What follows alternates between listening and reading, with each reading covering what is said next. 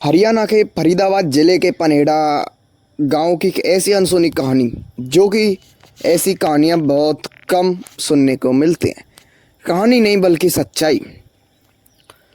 एक परिवार जिसका एक बूढ़ा बाप, जिस शख्स का अब वो कहते हैं कि मेरा बाप 10 महीने पहले महाकुंभ में गया था, जो कि अब तक नहीं लौटा है।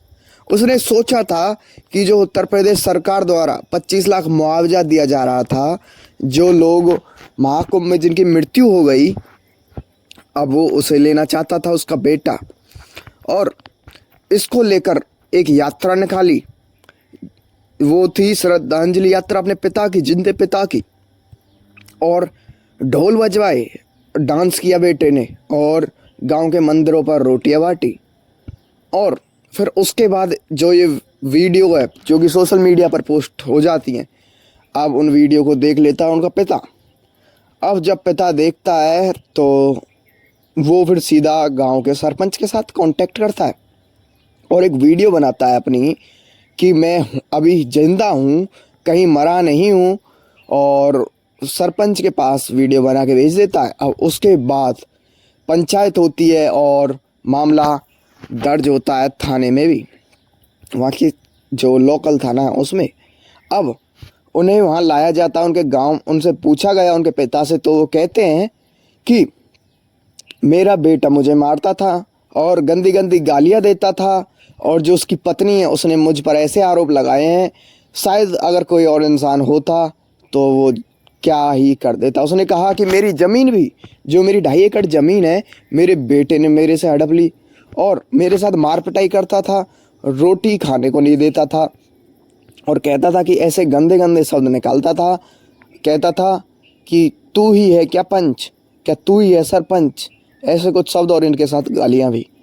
और ऐसी गालियाँ जिन्हें सुनना एक बाप के लिए, जो कि एक बाप अपने बेटे से गालियाँ सुन रहा है इतनी गंदी गंदी, शायद ही इस दुनिया में वो जी पाए।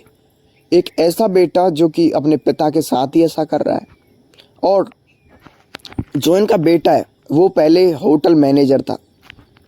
अब उसके बाद पिता की ज़मीन हड़पने के बाद वहाँ पे आश्रम बनाया और वहीं पर रहने लगा। और उनके पिता ने बताया, जब मुझे मारता था तो अपने दोस्तों को भी अपने साथ लेता था और सभी दोस्तों से पिटवाता था।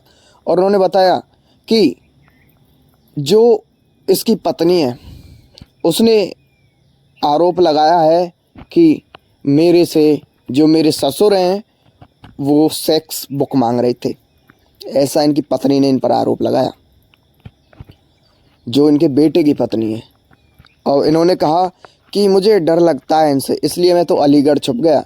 और उन्होंने कहा कि जो मेरा नंबर है वो सिर्फ मेरे जो जीजा जी हैं, जो मेरे बहन के घर वाले हैं, उनके पास है। जब उन्हें इस सभी ड्रामे का पता चला तो उन्होंने मुझे बताया, और फिर मैंने ये सब किया। और उन्होंने कहा कि चाहे कुछ भी हो जाए, मैं इनके साथ नहीं रहने वाला हूँ, क्योंकि ये मुझे मार डालेंगे। अपने बेटे पर उन्होंने ऐसा कहा, एक पिता ने। और बेटे ने कहा कि मेरे पिताजी का ब्रेन वॉश कर दिया गया है, और कुछ किडनैपर्स, मुझे जो लगता था कि मेरे पिता को किडनैप कर लिया गया है कुछ किडनैपर्स के द्वारा, और इसलिए मैंने ये ड्रामा रचा जिससे मेरे पिताजी वापस आ जाए। और उन्होंने कहा मेरे पिता का ब्रेन वॉश किया गया है।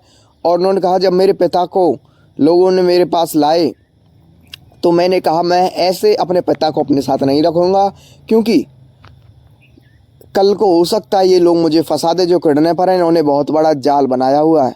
और उन्होंने कहा कि या तो मैं पुलिस के थ्रू अपने पिताजी को अपने साथ रखूँगा, या फिर गांव पंचायत के द्वारा, जो कि उन्होंने कहा कि जो ग्राम पंचायत हो रही है वो मेरे ही द्वारा करवाई जा रही है। अब इस मामले की जानकारी आगे भी हम आप तक पहुंचाते रहेंगे। मिलते एक और नई वीडियो में एक और नई जानकारी के